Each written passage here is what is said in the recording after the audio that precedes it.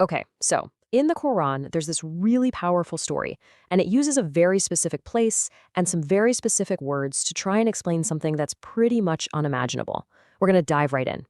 So how do ancient stories even begin to explain the impossible? Well, this parable, it goes straight for one of the biggest questions out there. What is the deal with life, death, and resurrection? And we're going to break it all down by following the journey of this one guy. All right, our journey starts, like so many great stories do, with a traveler, a place that's completely desolate, and this single, really deep question that just kind of hangs in the air. The Quran paints this incredibly stark picture, right? You've got a man on a journey, and he stumbles upon this hamlet, but it's described as being all in ruins to its roofs. I mean, this isn't just some abandoned town. It's a symbol of total, absolute decay. A ghost town, really, where life is just gone. And seeing this physical desolation, it plants this little seed of doubt in his mind. And here we get right to the heart of his doubt. He sees these ruins, and he says out loud, "Oh, how shall God bring it ever to life after this its death?" He doesn't just think it, he says it. He's putting his skepticism out there for the world to hear. It's really just human logic bumping up against this scene of total destruction, trying to make sense of it. So how does God respond to this question? Not with words, no. The answer is this direct, immersive experience, something that's going to completely flip this man's understanding of reality on its head.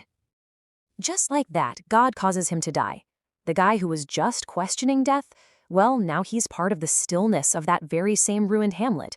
He's not just looking at decay anymore, he's experiencing it himself.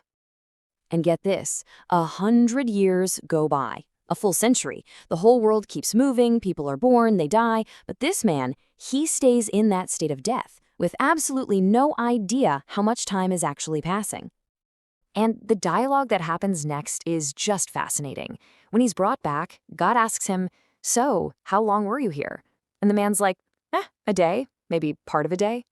But then God drops the bombshell. Nope, you've been here for 100 years. And that clash right there between what he felt and what was real, that's the first huge lesson of this story.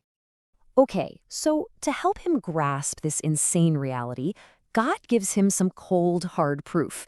And it's this amazing contrast between things that were preserved and things that, well, weren't. He's told, "Look at your food and your drink.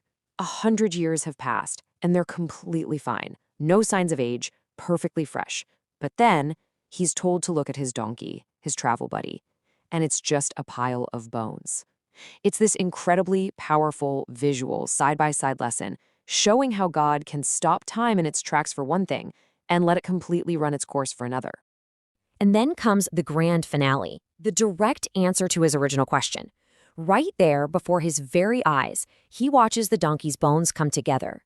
They get covered with flesh, and then it's brought back to life.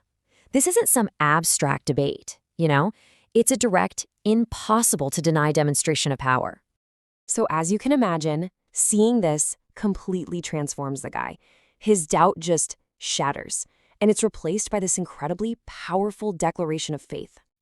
And here's the crucial part, and it comes back to the words. The story started with words of doubt, remember?